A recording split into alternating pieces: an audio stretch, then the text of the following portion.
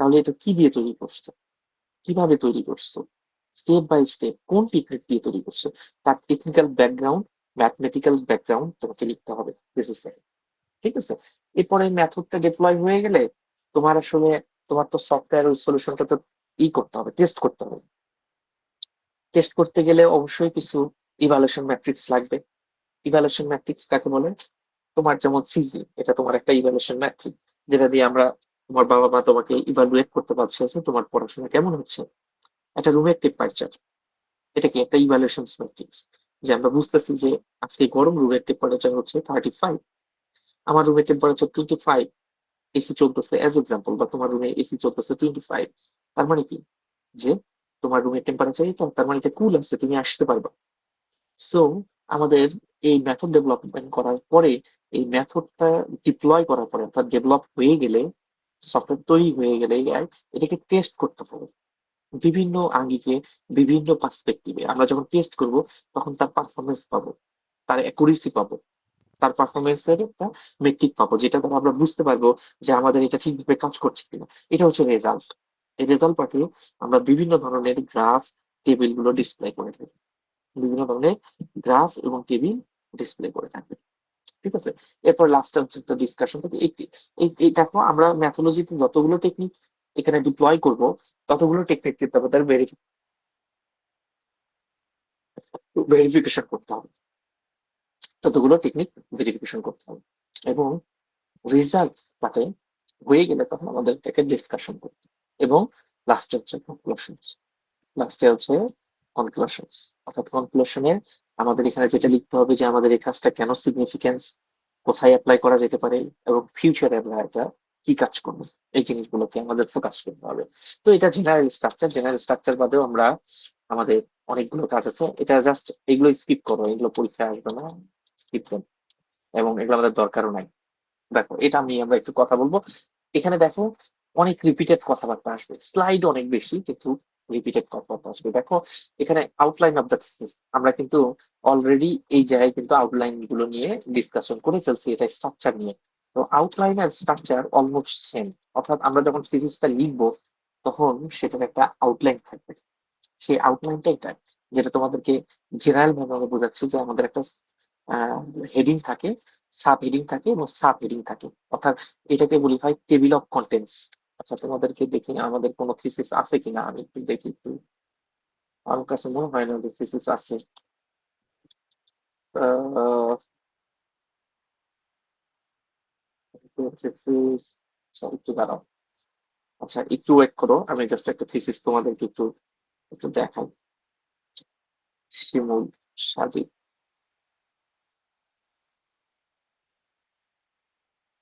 Documents, the post final documents.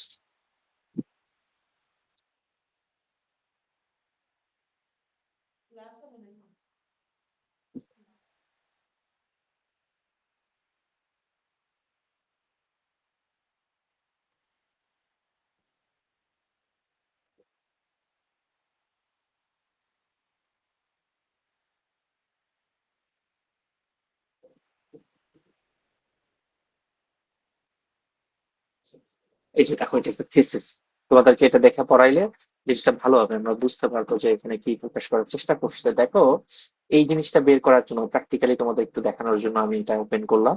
সেটা হচ্ছে heading, যেটাকে আমরা সেকশন বলি। হেডিং গুলো থাকে এবং সাব হেডিং থাকে, সাবসেকশন, সাবসেকশন। আমরা একটু দেখার চেষ্টা করব যে আমি তোমাদেরকে বলেছিলাম এগুলো চ্যাপ্টারের নাম। ঠিক আছে। এই যে literature review, methodology, result analysis, discussion, আমরা একটু এটাতেই ব্যাক করে দেবো আমাদের থিসিসে কোথায় এই জিনিসগুলো ডিসপ্লে হয় বা থাকে।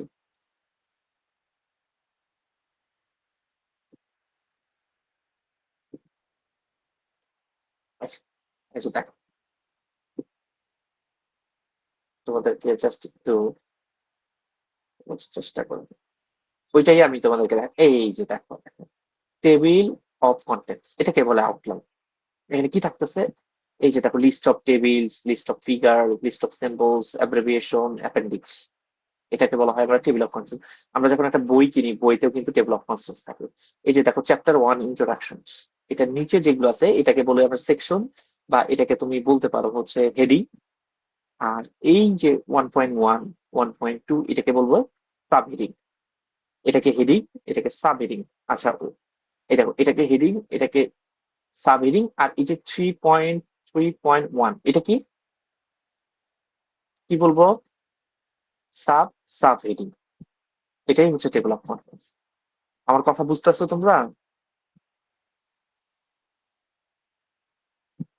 কথা বলছো না যে? কথা বোঝা যাচ্ছে কিনা আমার? জি স্যার। আচ্ছা, তো বিষয়টা হচ্ছে যে আমরা এখান থেকে এই যে থিসিসের আমরা এখান থেকে যেটা দেখলাম, আমাদের থিসিসে এই যে ঠিক এইটা এই কাজটা করার জন্য আমাদেরকে ওটা বুঝাইছে যে তুমি তোমার টাইটেল গুলো থাকবে, তার নিচে হচ্ছে সাব হেডিং থাকবে, তার নিচে হচ্ছে সাব সাব হেডিং। আমাদের এটাকে বলে টেবিল অফ কন্টেন্টস অথবা থিসিসের আউটলাইন। তাহলে তোমাদেরকে এক্সাম্পল আমি তোমাদেরকে দিয়ে দিলাম, একদম লাইভ এক্সাম্পল। এটা নিয়ে কথা বলবো। আচ্ছা, ডেভেলপিং থিসিস এগুলো জাস্ট স্কিপ। আমরা জানি যে ইন্ট্রোডাকশন লাগে, থিসিসের বডি লাগে, কনক্লুশন লাগে।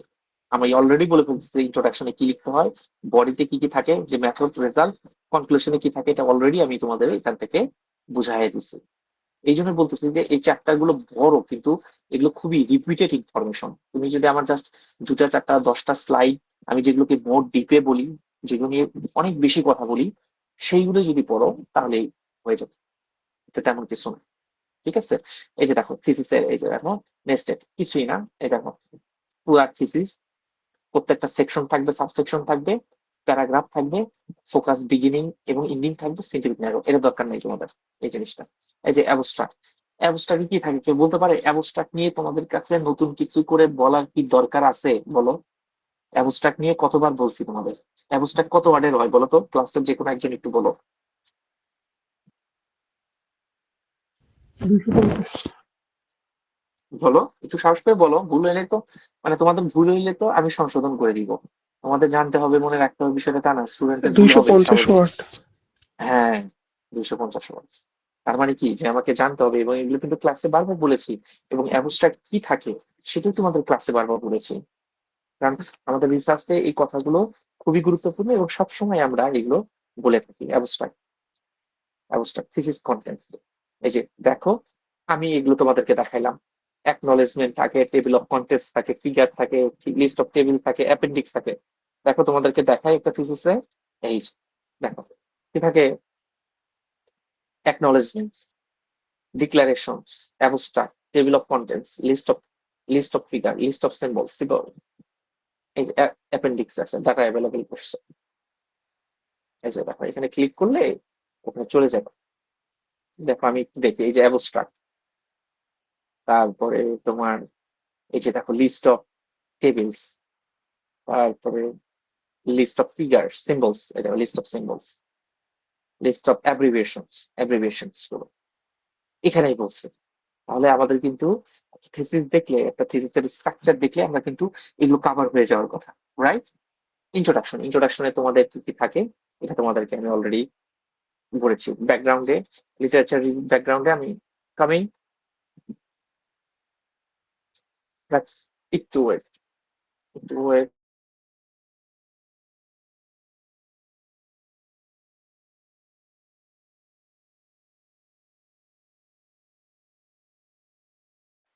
আচ্ছা, দেখো ব্যাকগ্রাউন্ডে কি থাকে এটাও তোমাদেরকে বলেছি। লিটারেচার রিভিউতে বারবার তোমাদেরকে প্রপোজালে যা থাকে এখানেও থাকে। প্রপোজালে একটু শর্ট করে থাকে, এখানে এক্সটেন্ড, এক্সটেন্ড ভার্সন থাকে। ঠিক আছে? এভাবে এই যে লিটারেচার রিভিউকে আমরা কি বলি, কয়েক ভাবে প্রকাশ করতে পারি। একটা হচ্ছে লিটারেচার রিভিউ, একটা স্টেট অফ আর্ট, একটা হচ্ছে রিলেটিভ ওয়ার্ক। Same thing. ঠিক আছে? এবং আমাদের রিসার্চ প্রবলেম কিভাবে ডিফাইন করে, এটা প্রথম তোমাদের মিডে মিডে কিন্তু আমি তোমাদেরকে বলে দিচ্ছি একই জিনিস। আমাদের কিভাবে প্রবলেম লেখে, কিভাবে অবজেক্টিভস লেখে, এগুলো কিন্তু তোমাদেরকে বলেছি, তাই না? এক্সাম্পল সহ এটা দেখতে হবে। যেটা, এটা হচ্ছে রিসার্চের ক্ষেত্রে, এটা মেথড পার্টে আসবে। যে আমরা যখন কোনো একটা কাজ করব, তখন সেটা কিন্তু যেটা লাগে, যেটাগুলো কিভাবে আমরা কালেক্ট করতে পারি। পুরো কোশ্চিন অ্যান্সার থ্রুতে সার্ভে ডেটা কালেক্ট করতে হবে। আমাদের অথবা মাঠ পর্যায়ে যে কোনো হসপিটাল থেকে ডাটা কালেক্ট করতে পারি, কোনো মেশিন থেকে আমাদের জেনারেটেড ডাটা কালেক্ট করতে পারি, অথবা কোনো ভ্যালিড রিসার্চ পেপার থেকে ডেটা কালেক্ট করতে পারি। ডেটাটা কিন্তু লাগবে, তাছাড়া তুমি কাজ করতে পারবে না। রিসার্চ মেথড, রিসার্চ মেথডে কি কি থাকে? রিসার্চ মেথডে আমাদের সাধারণত এই যে দেখো, তোমাদের আমি একটা ছবি দেখাই। আমি তোমাদের এই থিসিস নিয়ে বলবো নেক্সট ক্লাসে, আরো ডিটেলসে তোমাদেরকে বলতে হবে। দেখো মেথড যেটা বলি, দেখো মেথডে যে এরকম একটা ডায়াগ্রাম থাকে, তোমাদের ডায়াগ্রাম দেখতে পাচ্ছ? দেখতে পাচ্ছ ছবি, স্ক্রিন শেয়ার? জি স্যার। জি স্যার। আচ্ছা। হুম, দেখো এখানে একটা মেথড তোমাদের থিসিসে ওভারঅল রিসার্চ ফ্রেমওয়ার্ক বা ওভারঅল প্রপোজ মেথড, যেখানে কি থাকবে, তুমি এইখানে স্টার্টিং থেকে একদম এন্ডিং পর্যন্ত কি কি টেকনিক তুমি এখানে অ্যাপ্লাই করেছো সেটা স্টেপ বাই স্টেপ বর্ণনা থাকবে। সেটা স্টেপ বাই স্টেপ বর্ণনা মানে ডিসপ্লে থাকবে, ডিপিক থাকবে। যেমন আমি যদি এটা একটু বর্ণনা করি, দেখো প্রথমে ওরা লিখছে অ্যাকুইজিশন, ডেটা কালেক্ট করা। ডেটা কোথা থেকে কালেক্ট করছে সেটা লিখছে। ডেটাটা কালেক্ট করার পরে ডেটাটাকে তারা তাদের সিস্টেমে নিয়েছে এবং সেটাকে তারা প্রি প্রসেস করেছে। প্রি প্রসেস করার পরে এর একটা স্টেপ দিয়েছে যেটা ফিচার এক্সট্রাকশন। তারা কি কি টেকনিক দিয়ে কিভাবে প্রি প্রসেস করছে এবং ফিচার কিভাবে এক্সট্রাক্ট করছে সেটা এখানে লিখেছে। এবং সেখানে আরেকটা টেকনিক তারা এপ্লাই করছে, সেটা হচ্ছে রিডাকশন টেকনিক। তারপর ডেটা ক্লাস ইমব্যালেন্স গুলোকে সেটা ম্যানেজ করেছে, তারপরে ক্লাসিফিকেশন দিয়ে তারা রেজাল্ট জেনারেট করেছে। তো আমাদের এই ফ্রেমওয়ার্ক মানে কি, এক একজনের রিসার্চের ফ্রেমওয়ার্ক এক এক রকম হবে, এটাই স্বাভাবিক। তার মানে কি, যে কোনো একটা কাজে স্টেপ বাই স্টেপ বর্ণনা এবং তার টেকনিক গুলো উল্লেখ করাটা আমাদের একটা ম্যাথোলজি, অর্থাৎ প্রবলেম থেকে আমাদের একটা সলিউশনে আসার যে সিস্টেমেটিক ডায়াগ্রাম, সেটাকে আমরা ম্যাথোলজি বলছি। এটা আমার একটা স্টুডেন্ট থিসিস। তাহলে দেখো এই যেটা দেখো, ডাটা সেট, ডিসক্রিপশন এবং প্রিপ্রসেসিং। আমি যদি একটু স্লাইডে যাই, স্লাইডে কি লেখা আছে? ডাটা সেট, প্রিপারেশন, একই কথা। তার মানে কি, ডেটা সেটটাকে প্রি প্রসেস করতেছে, মেশিন, সিস্টেম, প্রবলেম অথবা মেথডের জন্য রেডি করতেছে। একই কথা, ইন্টারপ্রেশন এটা প্রি প্রসেসিং এর পার্ট। ডিসকাশন এবং কনক্লুশন এটা রাইট ভাবে নাই, আমরা একটু বোঝার চেষ্টা করি। আমি তারপরে টুলসে আসতেছি। দেখো, এটা জাস্ট কনক্লুশন, এটা রেফারেন্স, প্রপার টুল দিয়ে আমরা কিভাবে রেফারেন্স করতে পারি। এবার রেফারেন্সিং, এগুলো নিয়ে আমি অলরেডি আগে কথা বলেছি যে আমরা বিভিন্ন ধরনের ফরম্যাট রয়েছে, বিভিন্ন ধরনের টুল রয়েছে। এই টুলগুলো রয়েছে, দেখো টুলগুলো রিসার্চে কাজে লাগে। তোমরা হয়তো অলরেডি কিছু টুলের নাম জানো, যেমন ইগনোডের কথা বলেছিলাম, মেন্ডিলির কথা বলেছিলাম, ল্যাটেক্স এর কথা বলেছিলাম। এগুলো কিন্তু এই যে টার্নিটিন আছে, যেটা দিয়ে আমরা প্লাগিনিজম চেক করতে পারি। যে প্লটের জন্য গ্রাফিক্স প্রোগ্রাম, গ্রাফিক্স এর জন্য বিভিন্ন ধরনের প্যাকেজ বা টুলস রয়েছে, সেগুলো কাজ করা যেতে পারে, মানে সেগুলো ব্যবহার করা যেতে পারে। অর্থাৎ আমাদের থিসিসটা লিখতে গেলে এই টুলগুলো লাগে সবসময়। প্রথম কথা হচ্ছে ল্যাটেক্স লাগে, ওয়ার্ড লাগে, রেফারেন্সিং ইননোড লাগে, মেন্ডিলি লাগে। এগুলো দিয়ে কাজ করতে পারি। প্লাগিনিজম চেকের জন্য টার্নিটিন ইউজ করতে হয়, ঠিক আছে। এবং রেফারেন্সিং এর জন্য কিছু ফরম্যাট রয়েছে। তুমি যখন মেন্ডেলেতে দেখবা, তুমি যখন ইননোডে দেখবা, তুমি যখন ল্যাটেক্সে দেখবা, দেখবা যে আইটিপুলি ফরম্যাট, এপিএফ ফরম্যাট, বিভিন্ন ফরম্যাটে আমরা রেফারেন্সিং করতে পারি, ঠিক আছে। এবার বলতেছে রাইটিং, ঠিক আছে। আমরা কিভাবে রাইটিং করতে পারি, আমাদের রাইটিং নিয়ে অনেক কথা আছে। তারপরে আছে ফরম্যাটের কথা। দেখো রাইটিংটা আমরা কিভাবে করব, অবশ্যই এটা নিয়ে আমি একটু কথা বলছি। আমরা যখন থিসিসটা লিখবো, এবং এরপরে বলছে ওনারা ফরম্যাটিং নিয়ে বলতেছে, যে ফরম্যাট, ফরম্যাট মানে কি, আমাদের ইউনিভার্সিটি, ডেফোডিল ইউনিভার্সিটি যে দেখো এই একটা ফরম্যাট ইউজ করছে। ড্যাফোডিলের আমরা সফটওয়্যার ইঞ্জিন ডিপার্টমেন্ট তোমাদের থিসিসের একটা ফরম্যাট দিয়ে দিব। সেই ফরম্যাটটা কি, কোথায় টাইটেল লিখবা, কোথায় স্টুডেন্টের আইডি লিখবা, ডিপার্টমেন্ট লেভেল সুপারভাইজার কে সেটা লিখবা, তারপরে কার পরে কি লিখবা, এই যে দেখো স্টেপ বাই স্টেপ অ্যাপ্রুভ দিয়েছে, ঠিক আছে। তারপরে হচ্ছে তোমার আহ, কারপরে কি আছে, দেখো কারপরে কি আছে, তারপরে কি আছে, এই যে অ্যাবস্ট্রাক্ট লিখবা, তারপরে হচ্ছে টেবিল অফ কন্টেন্টস লিখবা, তারপর লিস্ট অফ টেবিল লিখবা। এটার একটা ফরম্যাট দেওয়া আছে। তোমরা যখন থিসিস করবা তোমাদেরকে শেয়ার করে দেওয়া হবে, বাট এই স্টেজে তোমাদেরকে জানতে হবে যে কোন জায়গায় কোন পার্টটা লিখতে হয়, কি কি থাকে একটা থিসিসে, কি কি থাকে। আমি তোমাদের এটার একটা এক্সাম্পল দিব। I am not saying that this is the final version of the student thesis, but you can follow actually যে একটা থিসিসের কি কি পার্ট থাকে, ঠিক আছে। দেখো লিটারেচার রিভিউ পার্ট থাকে, তারপরে যে ম্যাথোলজি পার্ট থাকে, যেখানে ম্যাথোলজি ডাটা প্রি প্রসেসিং, ও যতগুলো টেকনিক এখানে সে অ্যাপ্লাই করেছে সবগুলো দেখো বর্ণনা দিয়েছে, খেয়াল করছো কিনা, সবগুলো সে স্টেপ বাই স্টেপ সুন্দর করে বর্ণনা দিয়েছে। এবং তোমাদের এই যে রেজাল্ট নিয়ে কথা বললাম, আমি রেজাল্ট পার্টে কি বলেছি যে আমাদের টেবিল থাকবে এবং গ্রাফ থাকবে। আমরা একটু দেখো, এই যে রেজাল্ট এন্ড ডিসকাশন, তোমাদের যেইগুলো বলেছি সব কন্টেন্ট আমাদের এখানে আছে। এই দেখো টেবিল, সে রেজাল্ট জেনারেট করেছে, তাদের টেকনিক গুলো, এই যে ইভালুয়েশন মেট্রিকের কথা বলেছি, দেখো প্রিসিশন, রিকল সবগুলো আছে, যেটা দ্বারা এই যে গ্রাফ, এই যে দেখো টেবিল, এই যে গ্রাফ, এই যে টেবিল, গ্রাফ।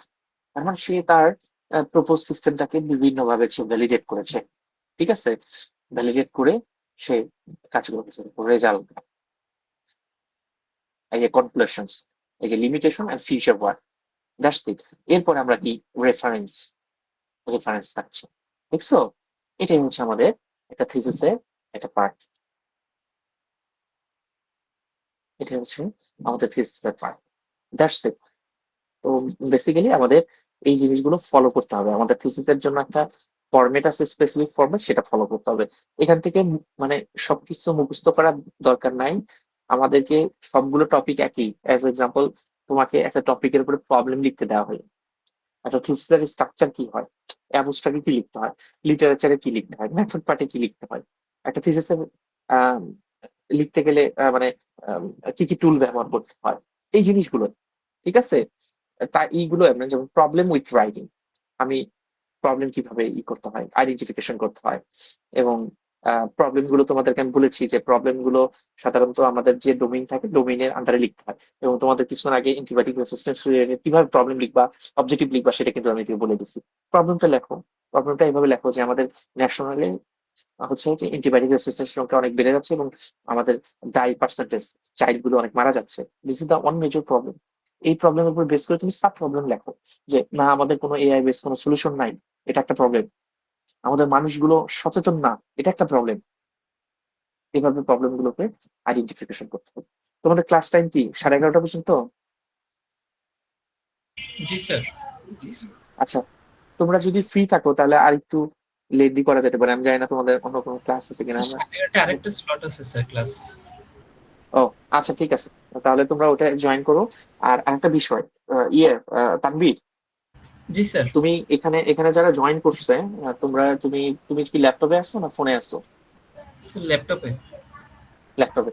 আচ্ছা, তুমি কি তোমার এখানে যারা জয়েন করছে তাদের নাম দেখতে পাচ্ছো সবার? স্টুডেন্টের নাম দেখতে পাচ্ছো যারা প্রেজেন্ট আছে? জি স্যার। আচ্ছা, তুমি একটু স্ক্রিনশট নিয়ে রাখো একটু, সবার নামগুলো।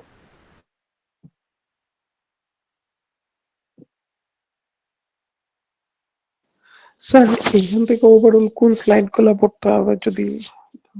হ্যাঁ হ্যাঁ, মাহবুব বলো। স্যার, ওভারঅল কোন স্লাইড গুলো দেখবো? মানে দেখতে মানে তো হবে সবগুলাই, বাট হ্যাঁ, মানে বিষয়গুলো হচ্ছে কি, দেখো এই স্লাইডটা কিন্তু অনেক বড় মাহবুব, তাই না? আমি যেগুলো কথা বলতেছি দেখো, এগুলো কিন্তু রিপিট হচ্ছে। এটা কি লেখা আছে? বলতেছে যে প্রবলেমের কথা, যে প্রবলেম কিভাবে আইডেন্টিফিকেশন করবা। আমি কিন্তু তোমাদের এই প্রবলেম কিন্তু মিড-টার্মে পড়াইছি, এখনো কিন্তু বিভিন্ন সময় কথা বলছি। যেমন লিটারেচার রিভিউ, লিটারেচার রিভিউ কিভাবে করবা, অ্যাবস্ট্রাক্ট কিভাবে লাগবা।